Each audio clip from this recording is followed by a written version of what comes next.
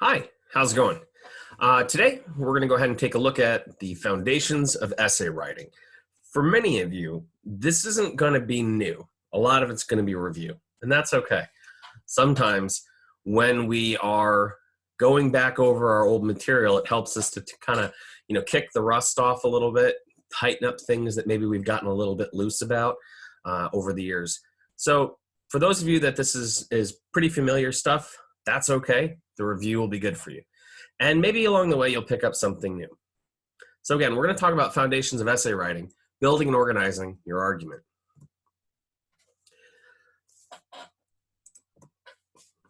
Now, the first thing you want to look at is the introductory paragraph. There are a couple different parts that you want to include, and I generally look at this as being a 4-part introduction. The intro is probably one of the most important parts of your paper because it warms the reader up and prepares them for what they're going to learn about over the course of your paper. The 4 key parts are a hook, a general topic sentence, a thesis statement, and then a summary of details sentence. And we're going to spend a little time looking at what each one of those parts are and how they work inside your introduction. So first, you have a hook. This is just a way to capture your reader's attention. I particularly like using a question because our immediate response when we're asked a question is to respond to it. And if you can get your reader to respond to your writing, you won. You've done what you wanted to do and you've engaged them. And that's what a hook is meant to do. Just keep in mind, you want to be writing in third-person objective for most of your academic papers, and you need to avoid second-person point of view, which is you, your, yours. So make sure you're careful about that when you ask that question, okay? The next piece is the general topic sentence. And I usually include the little abbreviations just for when I'm providing feedback to student writing, they'll know what my abbreviations mean. Now, this is different from the typical topic sentence that you're used to in a body paragraph, although it's kind of similar. I think keep them different from one another into thinking generals are at the top of the military chain of command. So the general topic sentence is found in your introduction at the top of the paper. The intent here is to introduce the subject that you're going to write about, but you're not telling the reader exactly what direction you're going to go in yet. Again, it's all about warming up the reader to what it is that you're going to write about. Now we get to the most important sentence in the entire paper, your thesis statement. This is where you tell the reader what your opinion is about the topic that you introduced in the general topic sentence. All right, this needs to be an argument, and this is where you're going to have some subjective language in here, okay? A paper that fails to include a thesis statement is going to be doomed to wandering and getting off topic and becoming overly vague and not really making a point. Finally, you have the summary of details sentence. This one can be tricky for students to write because what you're ultimately trying to do is provide a sort of roadmap for the rest of the paper. So for example, you might say 3 of the most important leadership traits are selfless service, responsibility, and dependability. What I've just done for you is mapped out what 3 areas I'm going to talk about over the course of my paper. Selfless service, responsibility, and dependability will each have their own section in the main body of the essay. Where this is really helpful for your readers is it gives them a chance to preview what they're going to read about in detail, but you don't spend any time explaining it. Remember, the introduction is not the place for you to be putting in facts and figures and things along those lines to help support your argument. That's what the main body's for, okay? So generally speaking, when you use this format, it's going to end up being about 4 sentences long. Now, please keep in mind, this is a pretty formulaic approach to writing introductions. When you move on to, college level writing courses, your instructors are going to expect more from you, and that's good. You're going to learn how to build on it. I like to look at this approach to writing essays as like a Lego car. As long as you have like a plank and 4 wheels and maybe like a little minifig, your car will move, right? And that's what a car should do, move from point A to point B. But it's not very exciting. This may not be the most exciting approach to introductions and body paragraphs and conclusions, but what it does is it helps you get from point A to point B. As you progress in your skills as a writer and as you move into other college level writing courses, your instructors are going to teach you how to do more with this basic foundation. So again, going back to the Lego example, you'll learn how to build up some walls and add some windows and put some spoilers and some engine parts. And you'll have a really cool looking, awesome car that moves from point A to point B, okay? So again, this is the foundation. It's going to teach you the basics. And then later, you'll learn how to add on to it and make it even more compelling, okay? So that's our introduction. If you want to take a pause, now would be a great time before we move on to main body paragraphs. Let's take a quick example, look at an example though, because I want to make sure you understand what this looks like in practice for the introduction. As you can see here, in red, we've gone ahead and mapped out what the hook looks like. How many people under the age of 20 haven't heard of television shows like Lost or American Idol? Now you may be saying to yourselves, I haven't heard of those. Or you may be saying, yeah, I know one or two of them. By getting your reader to respond to what you wrote, you've hooked them. Congratulations. Now, next up is that general topic sentence. Billions of households in the United States tune in television shows like these every day and night without realizing the harmful effects taking place from this plug-in drug. This is telling us about television, harmful effects, and maybe people aren't aware of it. Now, do we know if the writer agrees or disagrees with that statement? We don't. That's how you know it's a general topic sentence. We don't have the writer's opinion yet, but that's the topic that will be discussed. Now, when we move over to the blue, we get the thesis statement. Although there are some positive effects from television, I believe it is harmful in the long run for most viewers. Now we understand where this writer sits in terms of the topic of the harmful effects of television. One of these harmful effects, one can see these harmful effects through broken family relationships and decreased physical and mental health of viewers. Now, if you were to guess what the 3 topics will be that this writer is going to talk about over the course of the paper, what do you think they would be? Right. The first one would be on broken family relationships. The second topic that would be discussed, probably like in the second body paragraph, would be decreased physical health. And lastly, they would end with mental health negative effects. That's the function of the summary of details sentence. Next up, we're going to talk about main body paragraphs. So as you can see, the main body has essentially 3 key components to it. And this is the meat and potatoes of your essay, okay? So one of the things that I really like to do is I like to think about it as like a burger, right? You have the meat in the middle, and then you have the bread buns on the top and on the bottom. You don't want to eat a lot of bread, you want to eat a lot of the filling, right? So your paper should have more meat in the middle, in the main body, versus having lots of fluff in the intro and in the conclusion. So there are 3 key parts to a main body paragraph. First, a topic sentence. This is what's going to introduce one of the supporting ideas stated in the summary of details sentence. Then you're going to have at least 3 supporting details. And it's key to note, those 3 details are not single sentences. We're going to talk about how to create a well-developed, organized detail, okay? And then lastly, you have your clincher or your concluding sentence that's used to kind of wrap up the discussion of that paragraph and transition your reader into the next. So let's take a look at each of these parts in detail. First, you have the topic sentence. Again, this is something you're all probably pretty familiar with. This introduces one of the subtopics or the supporting ideas that your summary of details sentence introduced in the introduction, and it provides focus for the entirety of that main body paragraph. So a topic sentence has to do certain things. Like I said, it introduces a supporting idea. It's gonna make a claim. It's gonna have an argument to it, okay? Can't just be a statement of a fact. And finally, it's gotta support the overall thesis of the essay. Remember, each one of those body paragraphs is an example or evidence to support the overall claim of the paper as a whole. Then we get to our 3 supporting details. Remember, you're always going to need at least 3 body paragraphs, and each body paragraph is going to need to have at least 3 details.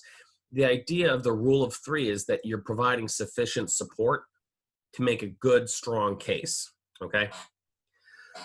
So again, you have 2 kinds of sentences that are used to develop your details. First, you have your lead-off detail sentence. This includes a transition, so it introduces that detail, and that's going to help support the claim in the topic sentence. Next, that lead-off is going to need a follow-up. You can't assume that your reader is going to understand how that detail connects back to the topic sentence. You can't assume that your reader is going to understand how that detail provides compelling evidence to support your topic sentence, right? That's where the follow-up's really, really important. You need to explain to your reader how that detail connects, how it supports. So minimally, every detail will have at least 2 sentences, a lead-off and a follow-up. And sometimes you might need to have 2 or 3 follow-up sentences to fully explain that detail's connection to the overall argument. And again, you heard me talk about the rule of 3, and this simply means that whenever you make an argument, that you need to have at least 3 pieces of evidence to support yourself. So minimum of 3 body paragraphs, minimum of 3 details in each paragraph. And again, I understand that this sounds probably kind of rigid and a little formulaic in nature. Follows a very prescribed formula that you got to follow. But again, part of this is about developing a basic foundation that you'll build upon. You go into your history, 100 classes or your history 200 classes, or maybe you're doing a lab science report. You're probably going to have even more details provided to support the case that you're making, okay? But this at least gets you started off on the right foot. And finally, you'll notice transitions. We talked about those as well. These are words and phrases that signal to the reader the relationship of one detail to the next. Your leadoffs have to include a transition. They let me, the reader, know that you're introducing a new detail, and you let me know whether it's more or less important than the one that preceded it. So that brings us to the clincher or the concluding sentence. So that I know that you're done talking about a particular topic, you have the clincher in there. I like to joke with students that you need to be prepared for a very tired professor grading your papers late at night. So make sure to remind us what you were talking about. We might have missed the point. And that's really what the clincher does. It sums up the main idea that you introduced in your topic sentence, and it reminds us what we should walk away from that paragraph understanding. So let's take a look at a piece of student writing again. So again, if you look in green, you're going to see a topic sentence. While I enjoy being outside, there is something equally enjoyable about sitting inside watching a classic Christmas movie. Based on the topic sentence, there's probably something about, holiday movies, things we like to do during the holidays, right? One example of a movie that combines silliness with a positive message of community is How the Grinch Stole Christmas. You can see here the underlined part is our transition. So I know that we're going to get one example. And the detail itself is How the Grinch Stole Christmas. Now, how many of you have ever seen that film? Right. Some of you probably seen it. Some of you may not have seen it. So simply relying on reader knowledge to make that connection from the example to the claim in the topic sentence, that doesn't work. I have to explain it a little bit more, which is where our follow-up comes into play. Although the Grinch is unkind in his action towards the Who's at first, he sees the true meaning of Christmas and their love of family and friends at the end. So I may not have seen the movie, but I have an understanding of maybe who is involved. I understand a little bit about, what am I supposed to understand from this film? And I could understand, a connection of love and family and friends at the end. Maybe that's why this, the student writer picked this particular movie about, finding it enjoyable. And again, you can see another example right here. This transition helps show the relationship of this detail to this detail. That's how the transitions are important. They also let me know I'm reading a new detail. Finally, we get to the clincher, and that's the sentence here in purple. While not as serious as other movies, such as A Christmas Carol or It's a Wonderful Life, these movies are still classics like the old black and white films can be enjoyed for generations to come. We can see how it has similarities to the topic sentence, but it's not a direct copy and paste. Now, can you figure out one key problem with this piece of student writing? Think you have it? Right. There's only two details. Both of them are well developed. Each have a lead off, each have at least one follow-up sentence, but there's only two. There should be three in order for this to be a really well-developed body paragraph. So feedback that I provided this student at the time was that it was really well focused, it was well organized, but it was underdeveloped. It needed a third detail that was, following the format of the other two. And that is how we do the main body. Time to move on to the concluding paragraph. This is important to include because, like the clincher sentence, it sums up the key points that we covered over the course of the paper. But keep in mind, this is not a copy and paste of the introduction. You do need to restate things. The way that I like to think about it is that the conclusion is in the past tense because you've already covered all of the subject areas that took place over the course of your paper. Whereas the introduction is more in the future tense. It's just thinking about, this is what we will talk about. Additionally, a really important piece of information is the conclusion is not the trunk of your paper's car. You don't get to quickly throw a bunch of last minute facts and information at the reader because you forgot to include them somewhere in the body of your paper. If you have additional information you need to include, you have one of two options. Three, really. One, you can find a body paragraph where that information is relevant and would best fit.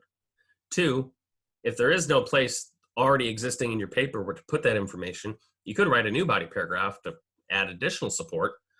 Or three, probably the hardest one of the bunch, you have to cut it out. So this is about keeping tightly focused. Your conclusion should not be close to the size of any one of your body paragraphs. So again, you want to include a restated topic sentence, maybe a sentence or two summarizing the supporting ideas that you covered, and a restated thesis statement. I also like to include things like, having a call to action. If you're making an argument, what would you like your readers to do or think differently about moving forward? Okay? How have they changed after having read your paper? That's something you might want to consider as well. So we've talked a little bit about this already, but a restated thesis statement, it just restates your thesis. It puts it in a different way that helps us understand the main point you wanted your readers to understand. You include one or two sentences touching upon, the supporting ideas that you covered and why they're important. And that overall helps you wrap up. And again, I would include that call to action. Let's take a look at an example. Nope, the example wasn't shown today. But I think, what we can look at is how would you rewrite the student sample in the introduction that we looked at? That might be a really good writing activity for you. So putting it all together, let's take a look at an overview outline of your paper. So this is a basic 5-paragraph essay, and you can kind of see the outline. You have your introduction, and it moves to the body paragraph 1 with details 1, 2, and 3, and a clincher sentence. And then it transitions you to body paragraph 2, body paragraph 3, and then moves you to your conclusion. And that's kind of the basic outline of what, a basic 5-paragraph essay would look like. Keeping in mind, you're going to be expected to build upon this foundation because college level papers are going to expect more from you than a basic 5-paragraph essay. So again, make sure you include these minimal parts as you begin your analysis. And again, don't be afraid to add 1 or 2 additional body paragraphs to your essays. It's going to only add further development to your argument and help make it even more compelling for your reader. Good luck, and hope you do well putting together your argumentative essays.